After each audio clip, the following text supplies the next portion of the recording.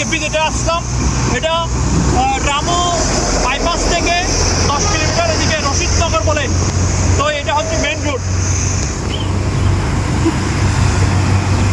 Main রোডে অনেক গাড়ি ঘোড়া চলতেছে। তো আজকে বৃষ্টির দিন, ওয়েদারটা একদম বৃষ্টিময়। আর পাহাড় দেখতে আসলাম। পাহাড় তো অবশ্যই বৃষ্টির দিনে অনেক সুন্দর। দেখুন আমার পিছনের সেই শব্দ তৈরিটা, এটা একটা জাহাজ বদলে তৈরি করা হয়েছে। এখানে আপনার একদম জাহাজের যা যা যা ইনস্ট্রুমেন্ট থাকে সব এই শব্দ তৈরিতে ইনস্ট্রুমেন্ট এগুলো সব কিছু বিদ্যমান এখানে। তো এটা 5,000 স্কোয়ার ফিটের একটা 5,000 স্কোয়ার ফিটের এরিয়ার ভিতরে তৈরি করা হয়েছে। এটা একটা পাহাড় ছিল। পাহাড় এলাকার লোকজন পাহাড় কেটে মাটি নিয়ে যাচ্ছিল আর গাছপালা কেটে মাটি নিয়ে যাচ্ছিল। তো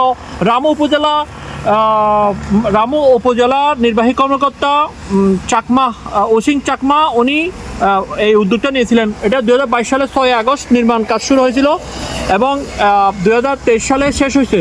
তো এটা হওয়ার ফলে আমাদের পর্যটন কক্সবাজার বা রামুর যে পর্যটন যেগুলো আছে সব এখানে এই পর্যটন স্পটটা ভিজিট করে যায়।